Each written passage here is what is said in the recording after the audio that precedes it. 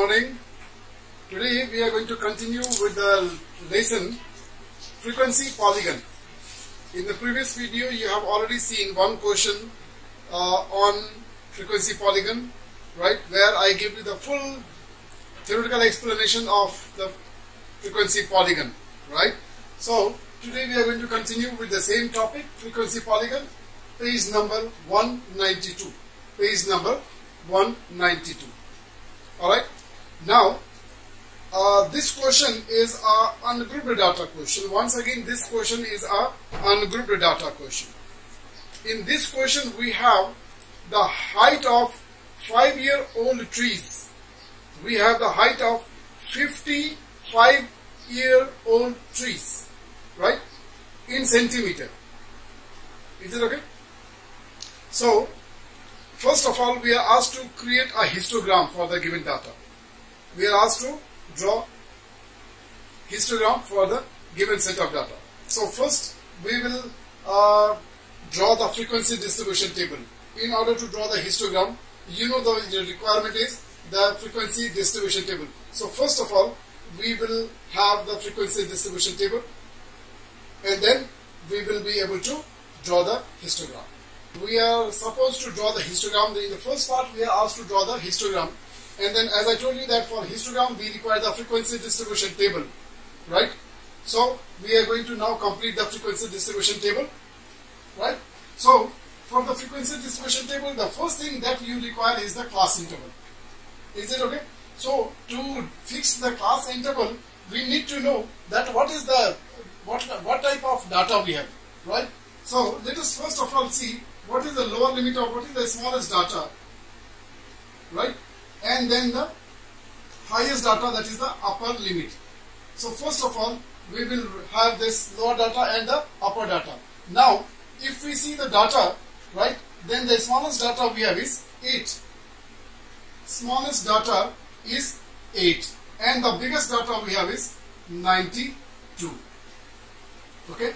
So the difference between the lower limit and the upper limit is called as the range, and that range is quite high. Now almost we can say like it is from 10 till 100, right?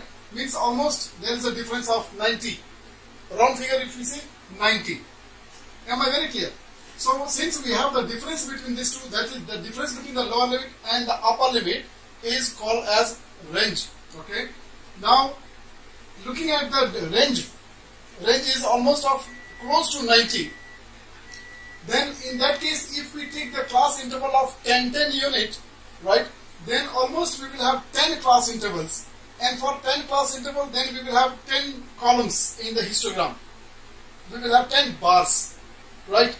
And normally what happens is when we draw the histogram, we tend to keep the number of bars in 5 or 6, right? Then it is more handy and more easy, and it looks also better. So the class interval is, we are going to decide is the width of 20. The class interval we are going to take is of width 20. Am I very clear? So the smallest class interval that we will take is, looking at this one, we are going to take this as 0 to 20. This will be the first class interval. Is it okay? And then like this we are going to have the other class intervals. Let me draw the line so that the writing will be more clear. Then another class interval we will take it as 20 to 40. This is your another class interval. Then third we will take as 40 to 60. 40 to 60. Then we will take as 60 to 80. 60 to 80.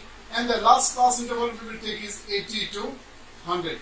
Now, if I take the class interval in this way, then you can easily understand that all the values will be fitting somewhere, will go in some range. Am I very clear? So, now what you can do is, next I have drawn the tally mark. This tally mark is not very important, but for the ungrouped set of data where we have 50 number of data, right? putting them in different ranges is very difficult. Therefore, we should take the help of tally mark. This tally mark will make our work easy. Am I clear?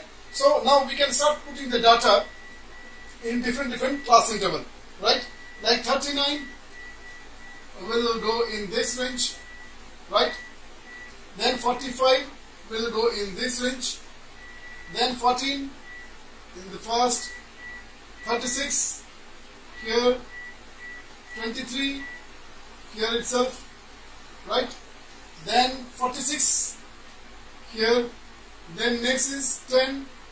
This will go here. 49 here. 31 here. Then 34 here itself. Now after every 4 we will draw the horizontal diagonal.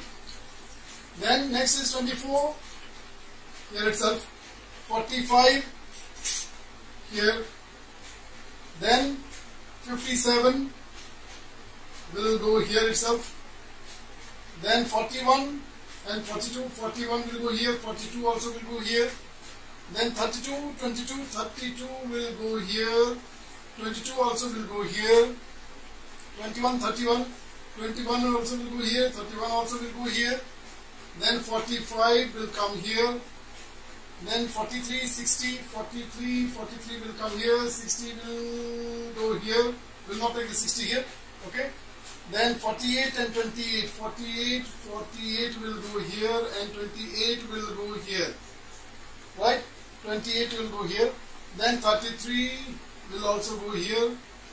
Then next is 36 and 12, 36 will go here, and then is 12. So 12 will go here, right? 36 and then 12. Then 32, 35, 32 and 25. 32 will go here and 25 will go here, right?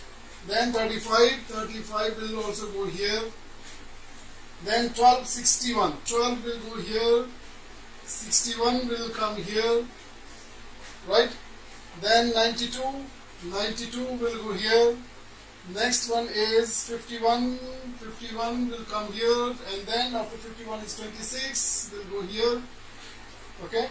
Then next one is 56 and 50, 56 and then 50 also here. Then 33 and 70, 33 and 77, 33 will be here and 77 will go here. Then 32 also will come here itself, right? Then is 8 and 38, 8 will come here and 38 will come here. Then is 15 and 57, 15 will be here and 57 will be here, right? 57 and then 20 will come here, right? 20 will come here. Then next one is 55, double 55. So 55 here and then 55 again here, right? Then is 56 will come also here. Then 42 will also come here. And then last one is 65, that will come in this one, right? We did somewhere a mistake. We did a mistake somewhere. Let us cross check, right? In 0 to 20. 0 to 20 we calculated. I already calculated before. It was only 1 here, only 6 here. Then here it was 21. In this range we got was 21. Then here we got was 17. Then here we got was 5. And then in this we got was only 1. So this is how we have corrected from the given set of data by using the tally mark. You can understand that how difficult it is. The question is not difficult, but then it is time taking, right? And we need more attention. And after this, whatever number you see here will be reflected here under the frequency column. So this is 6, this is 21, this is 17, this is 5, and this is 1. Am I very clear? Now we know that there are 50 data. There are 50 data. This is the height of 50 trees in centimeter. Height of 5-year-old 50 trees. So did we take all the trees or not? We can add it all and then we can cross check it. So 5 plus 1 6, 6 and 17 23, 23 and 21 is 44, 44 and 6 50. So we have taken all the height.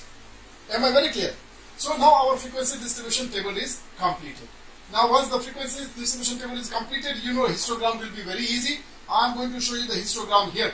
Okay. So for that I need to have the coordinate, and then we will do the division along the x-axis and along the y-axis according to the frequency. It will go along the y-axis, and then this class interval will go along the x-axis. Okay. So first of all, let me draw the coordinate, and then after that we will draw the columns for each class interval. You can see that now I have already drawn the coordinate ready for the histogram. So according to the class interval, I will display it along the horizontal axis. So it is starting with 0. So 0, then is 20, then 40, 60, 80, and 100. Right. Then along y-axis. Now how I am going to do the division? I have already made some division, and here the minimum is 1 and maximum is 21. Right. So I have divided this y-axis in 10 parts. Right. I have divided this into 10 parts. So each part I am going to take as equal to 2. So it will be 2, then 4, then 6, 8, 10, 12, 14, 16, 18, and 20. Right. Now I need to just draw the columns for each. I need to draw the bar for each class interval. So the height of the first one is till 6. So let me first of all mark the height of the first will go till 6. Okay. Then the height of next one will go till 21. So almost till the end. Right. Then next one will go till 17. So here it will go till 17. Right. So I will go mark midpoint. Then next will go till 5. Till 5 it will be mid of this, and then the last one will go till 1, half of this. So now accordingly I can draw the bars. So I am going to start first of all with the first bar. This is till 6. Next one is till 20 to 40 is till 41, 21, till 21, till 21. Next one will be till 17, till 17. Till 17, then is till 5, and then next one is till 1. Okay, so let us complete the histogram.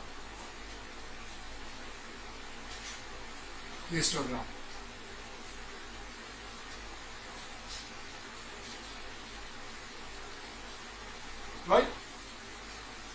We have done plenty of questions on histogram, so I'm sure that you are not finding any difficulty constructing the histogram. For histogram, always we require the frequency distribution table, and then we can draw the histogram. So this was your part A. Histogram is your part A. This becomes the solution of your part A. Right? This is part A. If you can please see this, part A, right? So the first part was to create a histogram of the data and identify the type of distribution. Now what kind of distribution is this? Distribution is frequency polygon. Distribution means what type of distribution is what kind of frequency polygon. So you know that how do you get the frequency polygon, right? So frequency polygon, we mark the midpoint of the bar top, right? We mark the midpoint of the bar top, and then we join them with the line segment. Is this very clear? This is called as frequency polygon. So let me join this, and then this with this, and then this way, and then this way, right?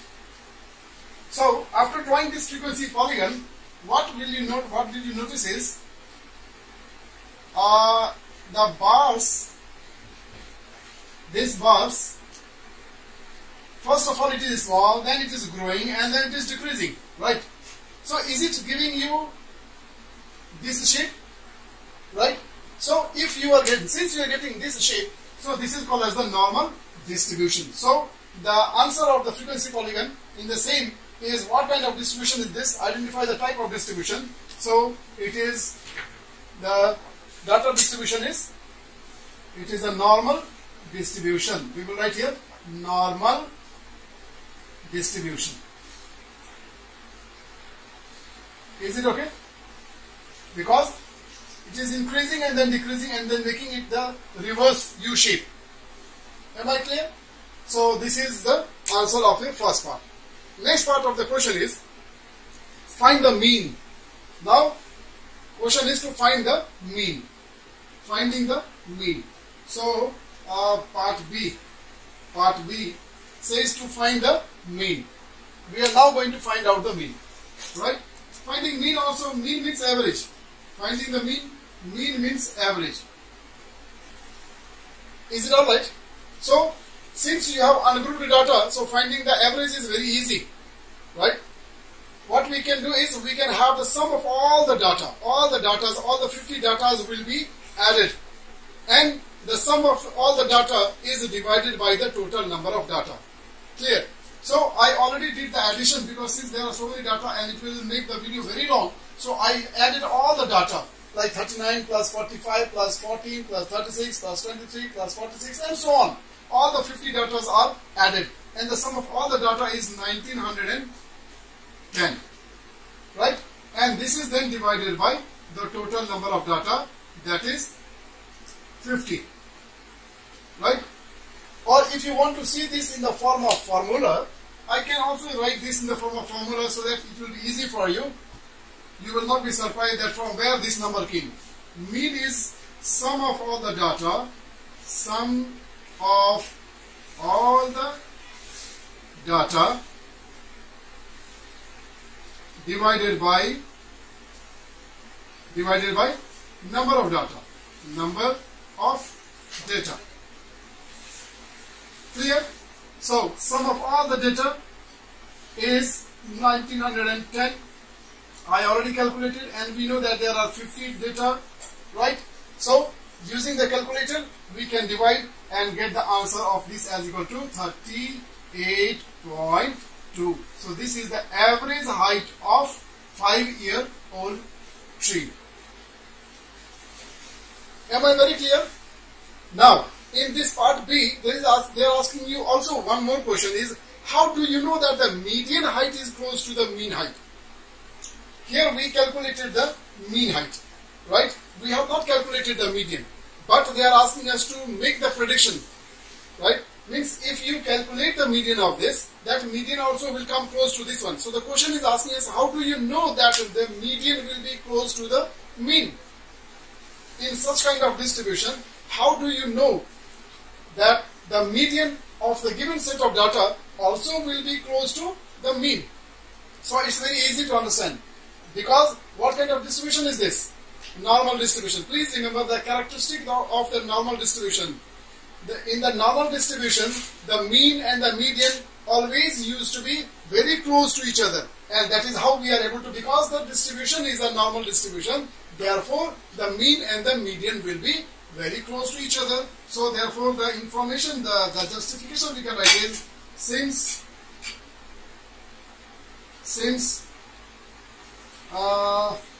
the distribution is normal, since distribution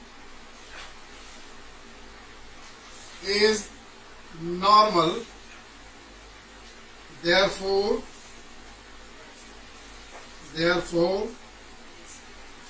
mean and median, right, are close. This way we finish this question. Now we are moving on to question number 5. Question number 5 is a very similar question, same like question number 4. But I thought if I teach you one more question, then your doubt will become more clear. Okay. So just to clarify your doubt, I am doing this question number 5 also. Now in this question number 5, a scientist is doing the research and he is trying to find out the density of the earth. Right? He is finding the density of the earth, and then he does this measurement for 23 times. He does 23 measurement to find out the density, right? Because you know, like the density of the earth at different places is different. It's not same. The density of the earth is not uniform everywhere, right? So to get the more accurate information measurement, he did the experiment at some different places, right? So he found the density of the 23 different places, and then he is coming to some kind of conclusion. So we are also going to join with him to draw the conclusion. Is this very clear? So first of all, this question number 5 is an ungrouped data, and where the density of the earth is not given in the sequence, it is just written randomly. Clear? So the first thing that we need to do is we have to find out the first part of this question. Says find the mean, median and the mode. Mean, median and the mode. Clear? So I'll tell you, finding the mean and the mode is not a problem, right? The data is given as ungrouped data. The data is given as ungrouped data. Clear? And we are asked to find out 3 things: mean, median and mode. Mean, median and mode. So these 3 things we have to find out. Am I very clear? 3 things: mean, median and mode. What I told you is, for mean and mode, we don't need to do anything with the data. We can leave the data as it is. Still we will be able to get the mean and the mode. But median is a problem. For a median, we need to have the data in the ascending order. Clear? So since we have to have the data in ascending order for calculating median, let us first of all arrange the data in the ascending order. Is this okay?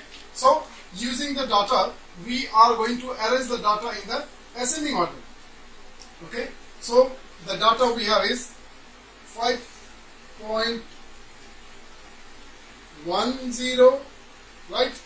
5.27, 5.29, 5.29, again 5.29, right? You can cross check it from the question. 5.30, 5.30, 5.34, right? Again 5.34, 5.34, right? Then we can have 5.36, 5.36, then we can have, we have 5.39, 5.42, right? 5.44, 5.44, 5.46, 5.47, right? 5.53, 5.53, 5.57, right?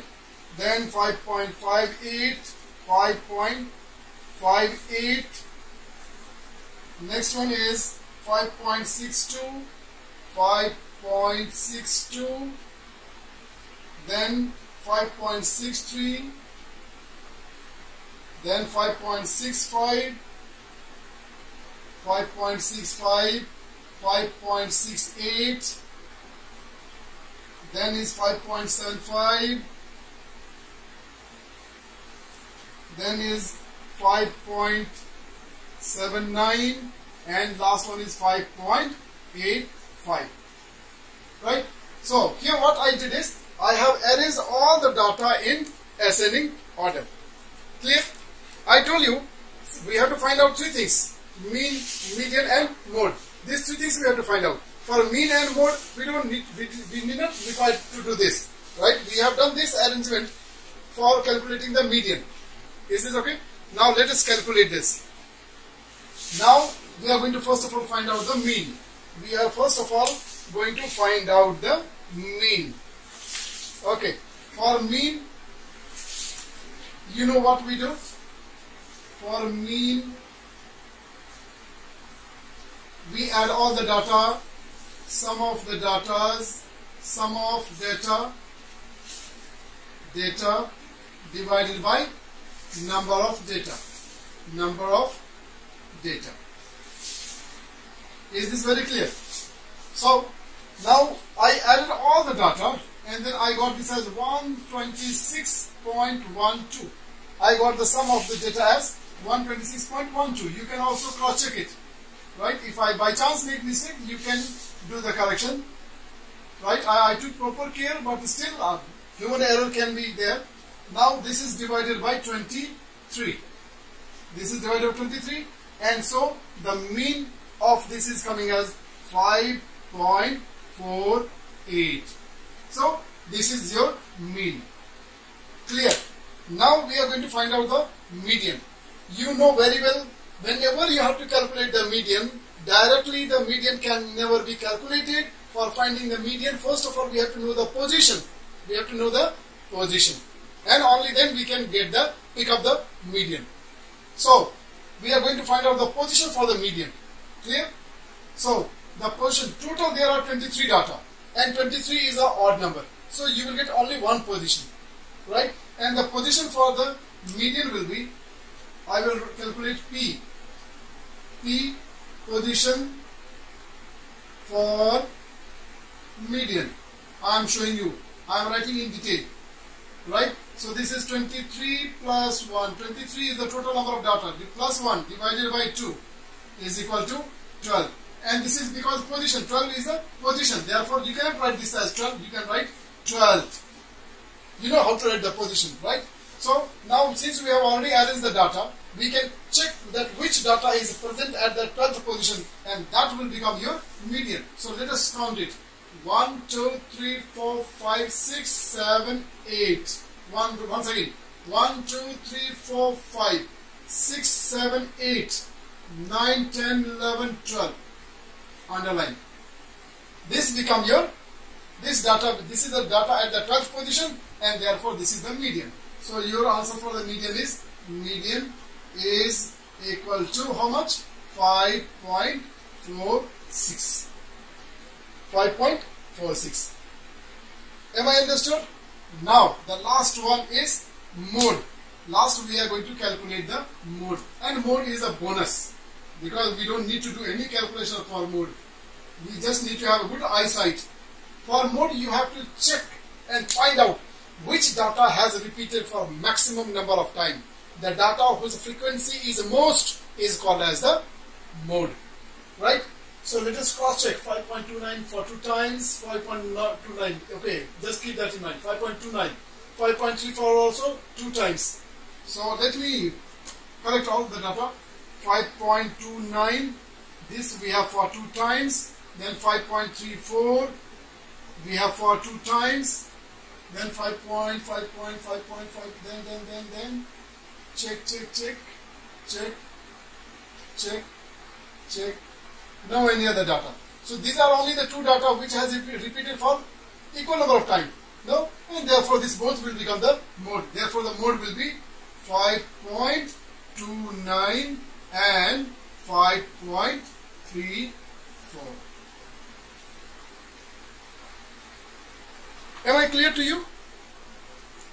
Now, after this, we are asked to, now this is the answer of your part A.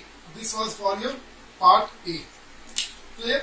This all answer is for part A only. Am I understood? Okay. Now,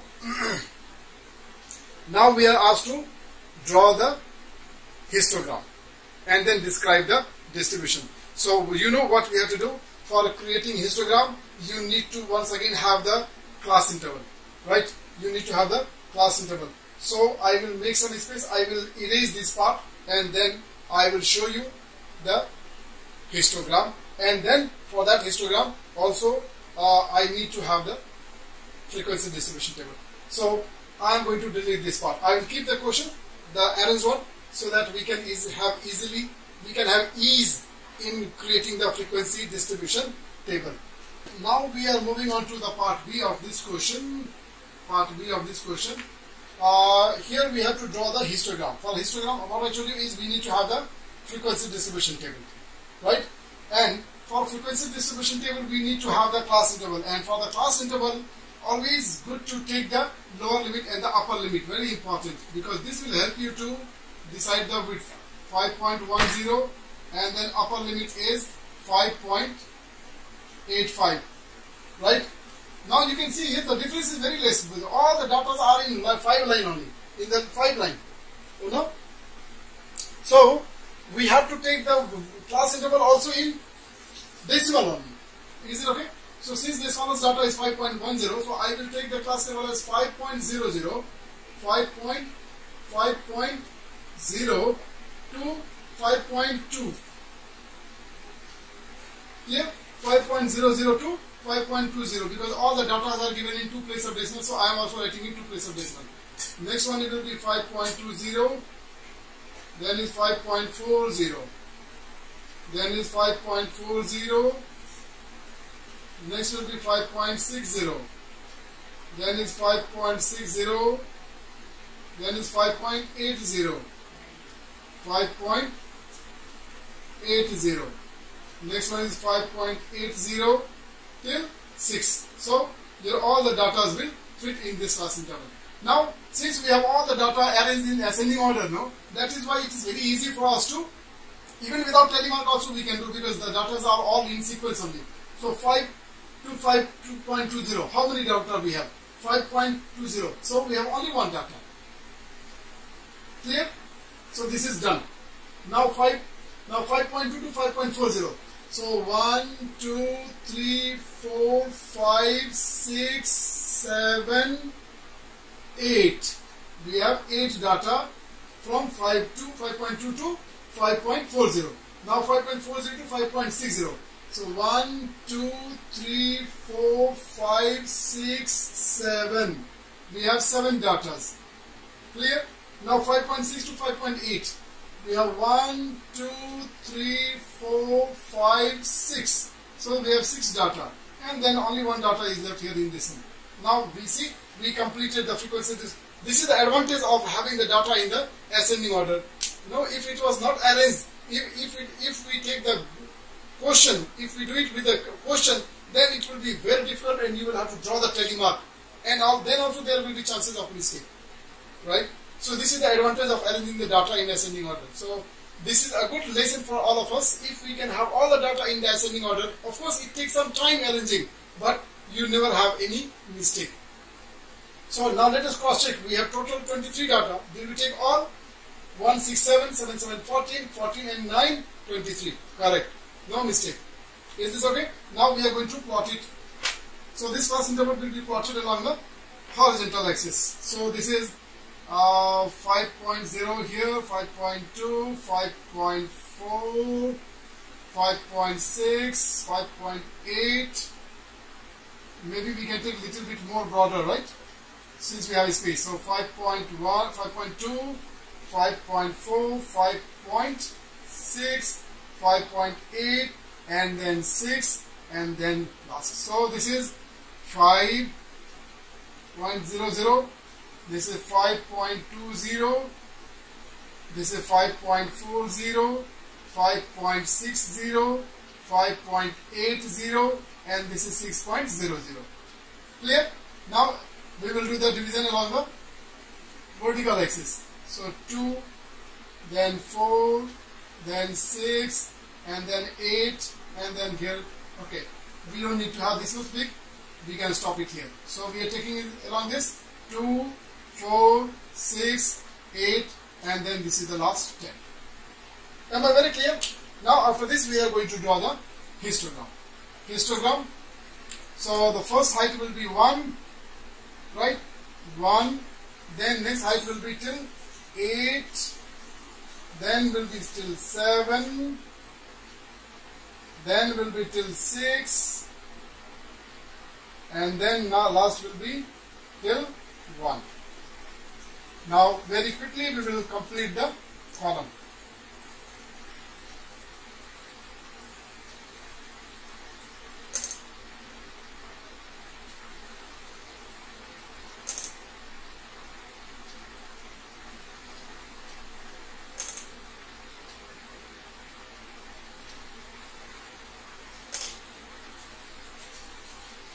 Done. So this is the histogram.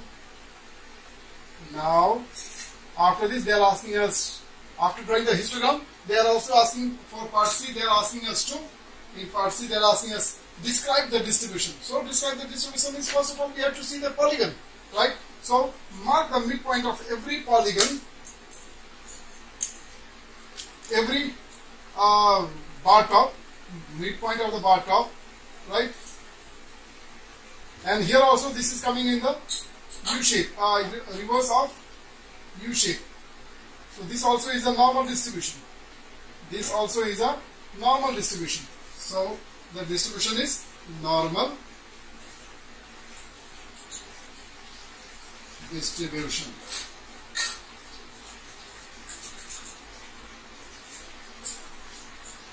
Is it okay? So with this we are ending this exercise on page number 192 and 93. Page number 192, 93. Now the remaining questions you will practice by yourself. So with this we are ending the session. Thank you so much. Keep enjoying maths, keep learning maths, and take care. Stay at home.